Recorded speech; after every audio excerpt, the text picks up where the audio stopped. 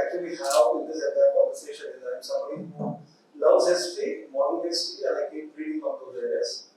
I may have some questions which, in fact, when I was talking to them, the very first thing which I had in my mind was, today for the first time I'm realizing that it is not answering, questioning is the most difficult process, right?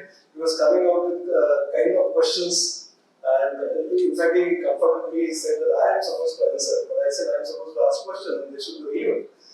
So that's something I'm going to make an attempt, and I want to have a good experience at the end of the day. I want to learn as much as you will learn from this conversation.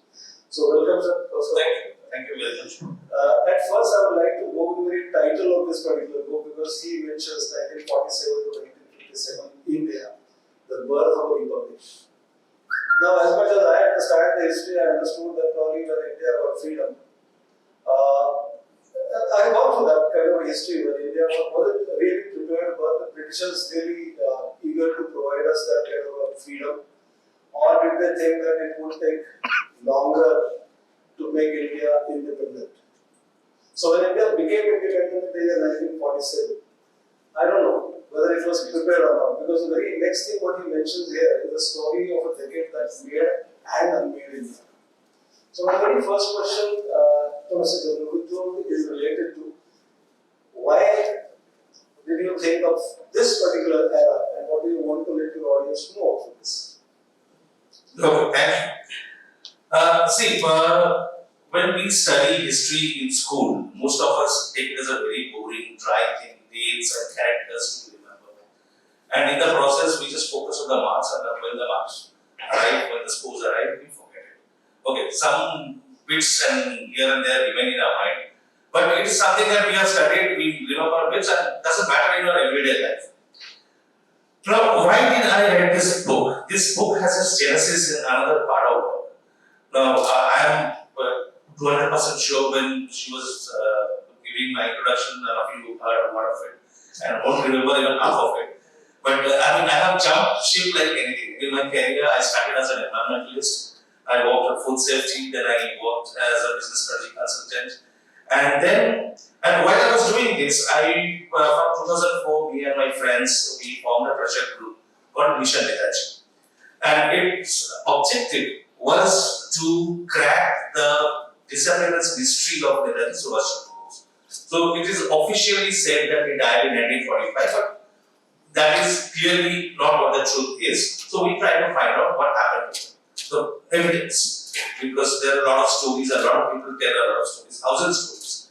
But we wanted to figure out with proper evidence what happened, and we went into that church. Now, around 2018, my friend Anushna and I, we decided that we should document whatever evidence we have collected, because nobody else is going to touch it. It's so exclusive. Publisher after publisher turned down our book because they thought it too sensitive, too controversial, and they expected lawsuits and everything, so they turned down. Finally, we had it published, and a movie was made out of it.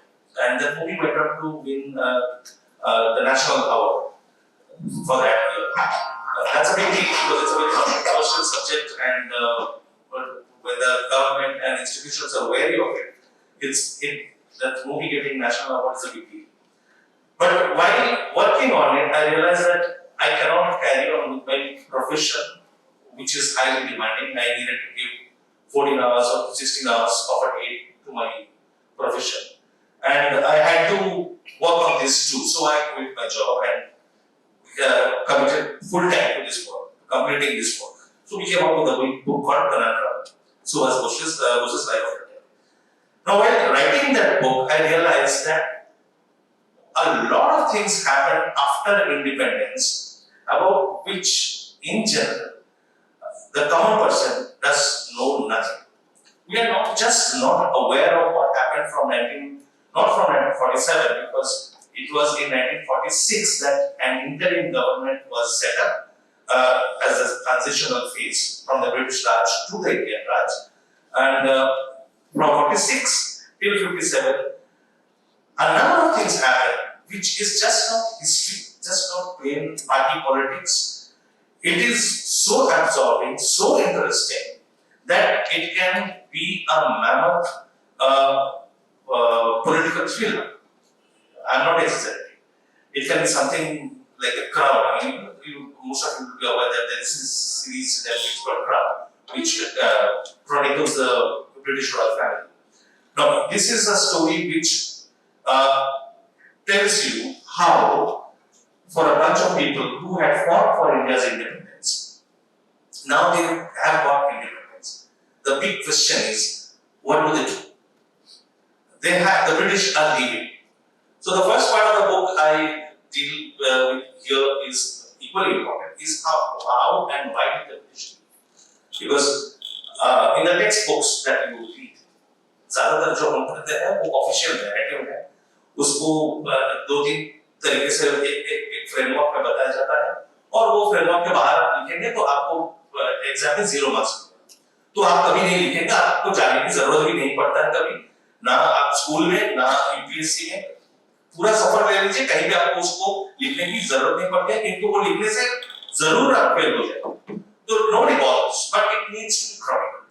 So that was one need that I had, that this has to be chronicled properly with documents and everything. ऐसा नहीं है कि कोई secret history है. This is all over. These are all documented. They are properly published documents. Some of them are in archives. But history, when kept only in archives, does not inform people. The job of a historian, a professional historian, is to inform, to generate awareness.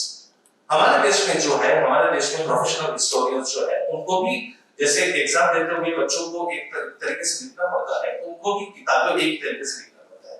तो वो भी एक story एक ही ढांचे में बताए जाते हैं, adding some layers of information, but they never ask the difficult questions, the hard questions, and they never step into the controversial zones. They never question the official narrative. तो वो काम होता है हम जैसे लोगों का, जिनका ना यूनिवर्सिटी में जॉब है, ना कुछ सोचने वाली चीज है कि मेरी जॉब चली जाएगी या कोई केस कर देगा, it doesn't bother me.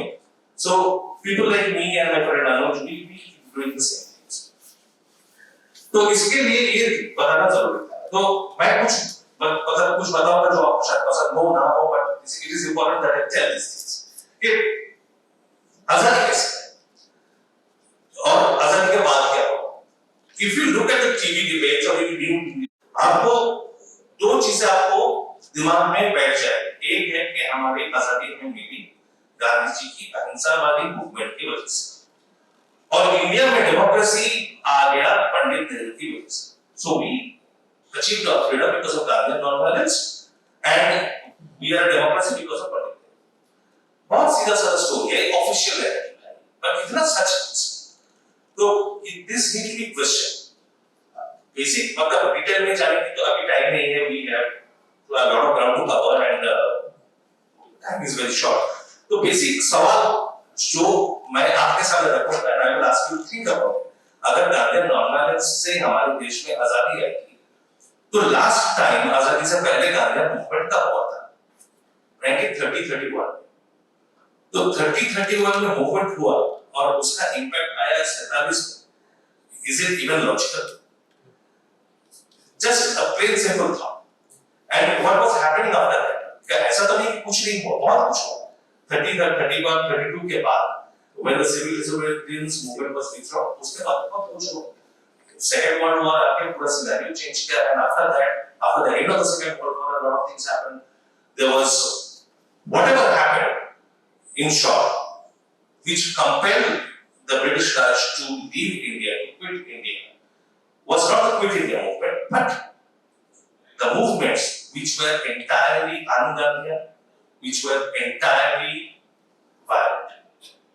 So there was no question of the British looking at a group of people sitting and doing dharna and telling, okay, brothers, we are sorry, we have ruled over you for 200 years, and let's leave. We are leaving. We feel for you, we are leaving. ऐसा तो नहीं हुआ कि कोई ऐसा चाहता नहीं है, कोई कॉलोनियल पावर ऐसा चाहता नहीं है, उनको बाहर निकाला है और इनको भी निकाला गया था और डर के मारे भागे थे। क्यों भागे थे? वो हिस्ट्री है 45 के एंड से 46 के मिडिल तक का जो हिस्ट्री है, that is the history which is not properly story told, वजह वहीं पे छुपा हुआ है. So that is a story that I wanted to bring up. The trials of the INS soldiers, the mutiny of the Royal Indian Navy, Royal Indian Air Force, पूरे देश भर में जो unrest फैल गया था, and the Britishers, the viceroy, the governors of the provinces, they were scared. They were trembling in fear. कि आज ये तो कल मार देंगे, हमें भागना चाहिए. तो उस टाइम पे प्राइम मिनिस्टर बने थे क्लेमेंट एटली ने parliament British members of parliament की एक टीम भेजा दिसंबर 1945 से जनवरी 1946 तक. तो वो जब वापस गए वो जाके बोला एटली साहब को कि सर आपके सामने दो रास्ता है, या तो आप अपने आप खुद निकल के आ जाइए और be prepared to kick out. So that was the impression, that was the thinking that was going on in their mind. So that is one aspect of that is the beginning of the story.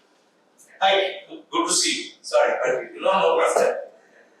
And the second part is what happened after we won independence. After we had to run our own country. What was the basic principle? What were we thinking? What were we trying to achieve?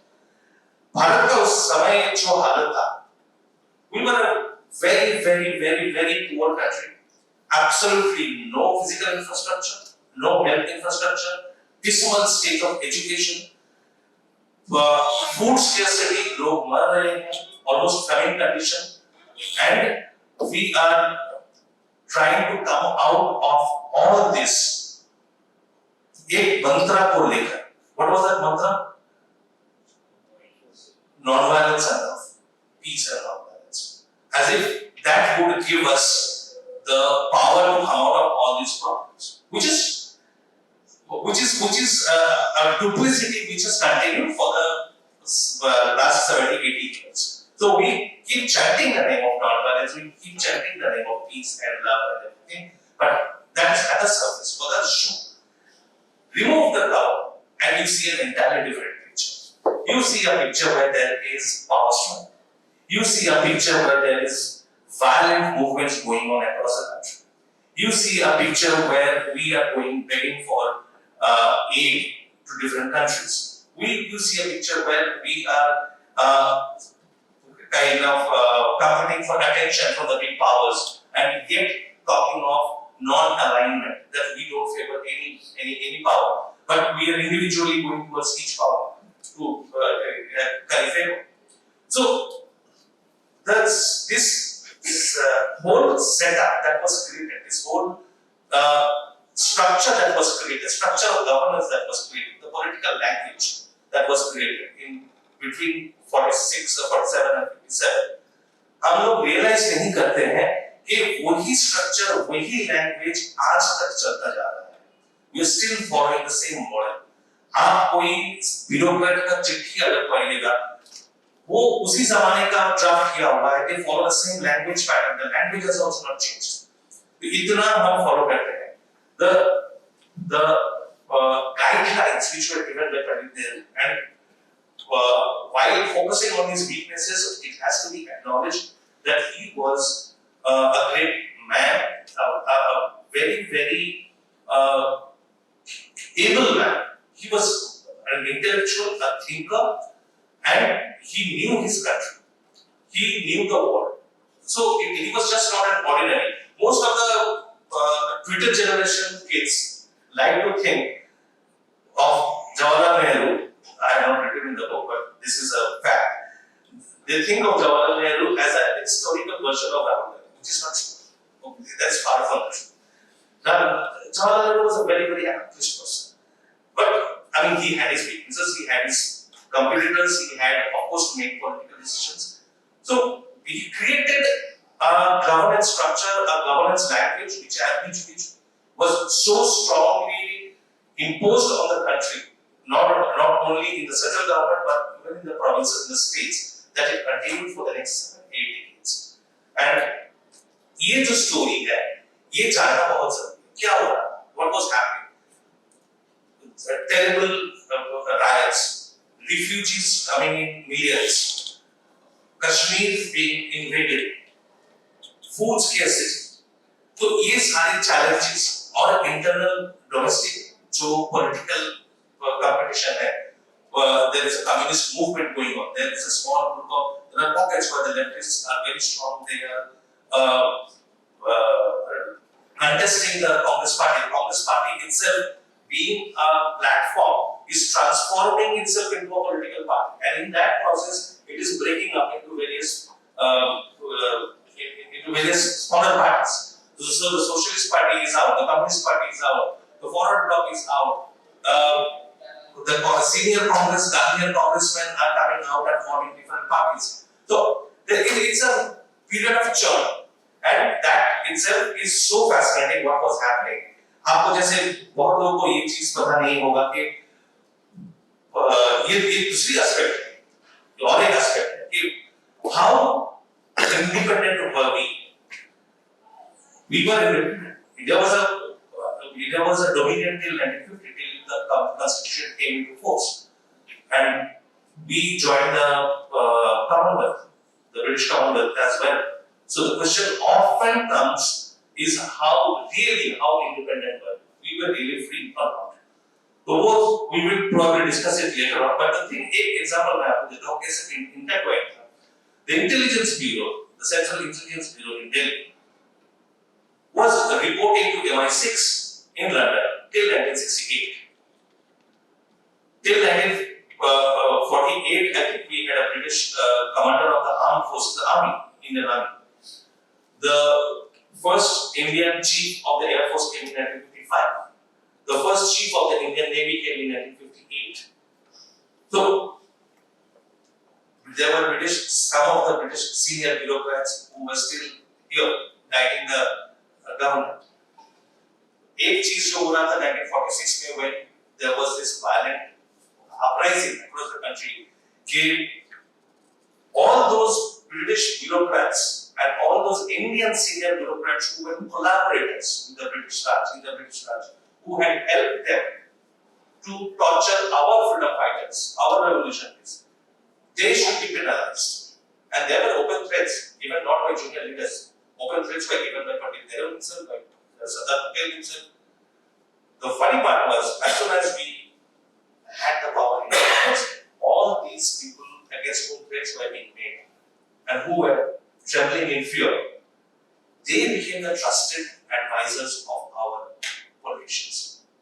So a lot of churning was happening.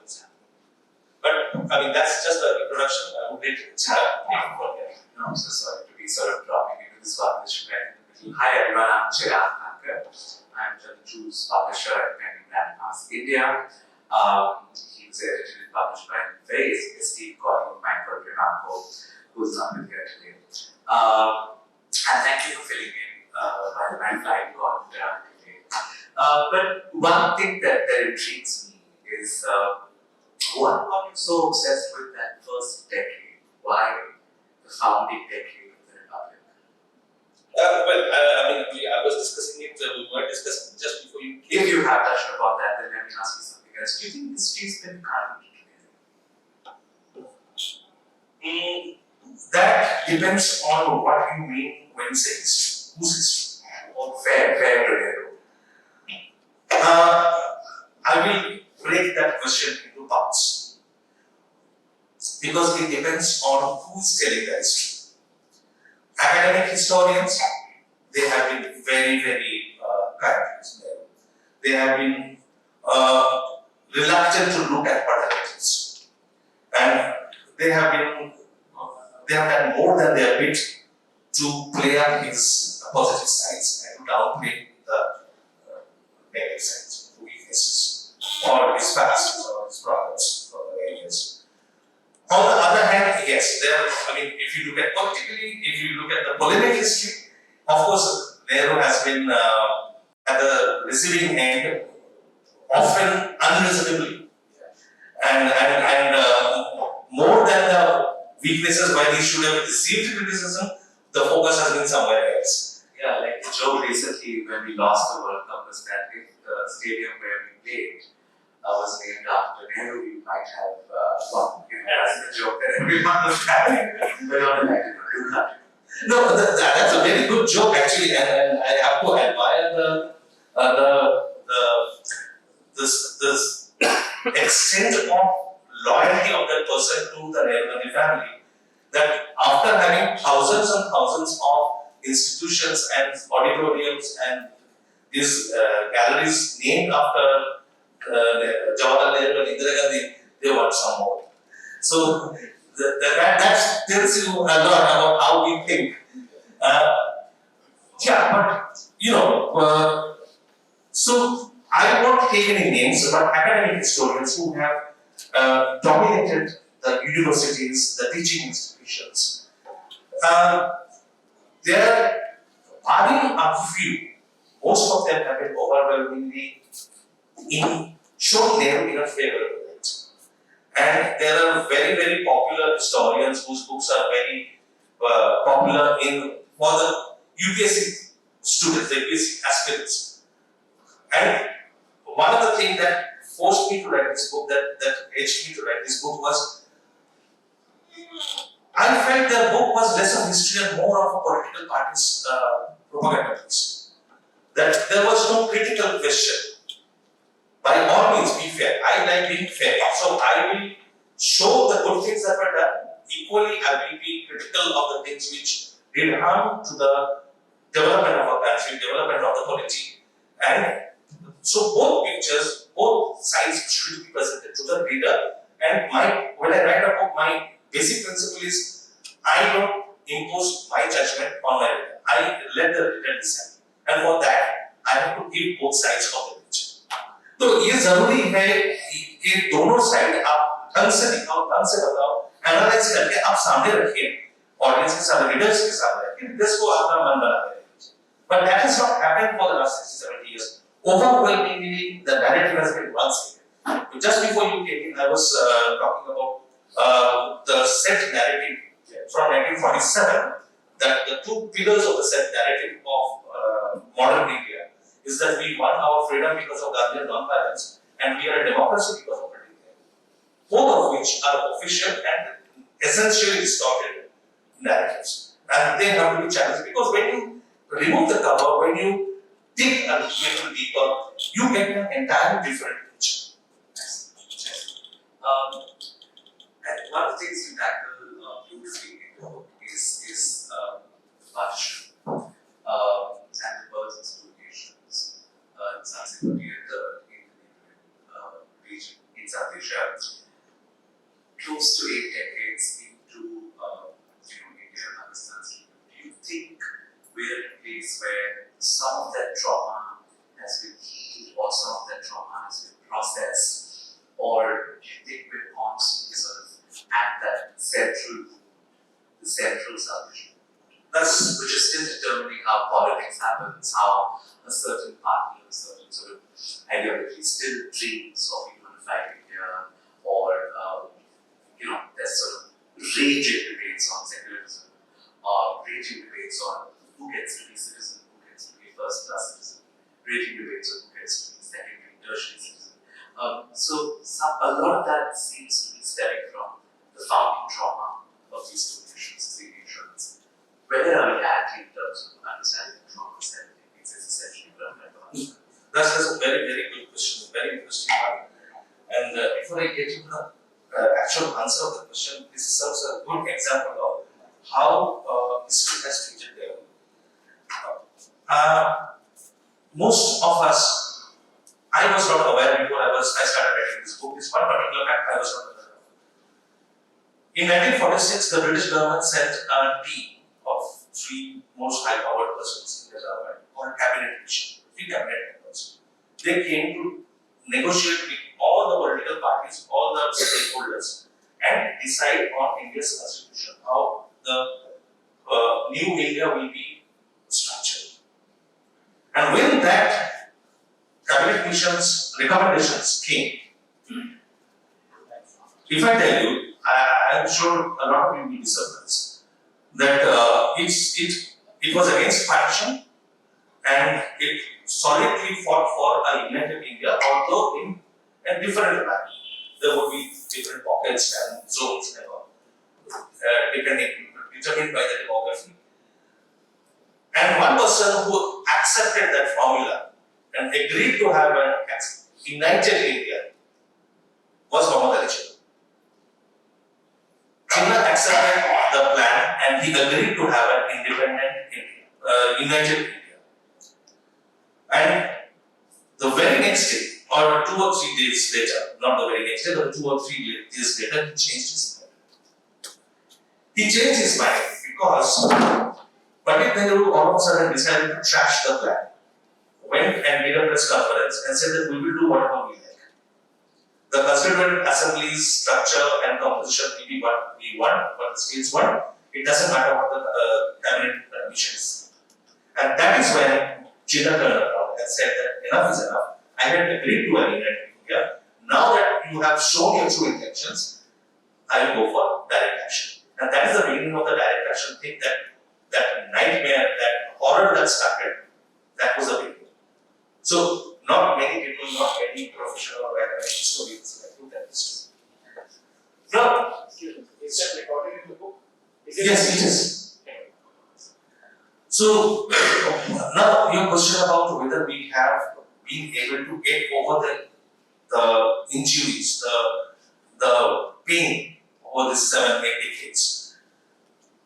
I would say that they are being rediscovered at different phases. People with heavy arms. We don't need destroyers, carriers, or sophisticated fighter planes which are manufactured abroad. Once that reaction set in, that weakened further our establishment army in a different way. So this whole question of application of Gandhian principles has to be evaluated. This blind repetition, parroting of Gandhian value, we live by Gandhian value, India represents Gandhian values, absolutely not. No way, no, never.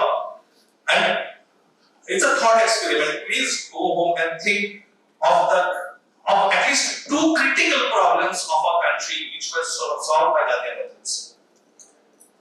Nobody could. So, naturally, when the objective is to keep India united, not allow anybody, because the principle of partition was accepted and implemented, everybody saw what mayhem it creates. Nobody wanted a repetition of that. And nobody wanted the country to break up anymore. And they did whatever they had to do. That is politics, that is what the real world is all about. And India survived as a country. Methods were, of course, not always the best. There were administrative lapses, there were political lack of political foresight, there was lack of political understanding, sympathy, there were local power struggles. So all of these things played a complex web, the complex web, and things more often than not went out of it. I see. It's been such an interesting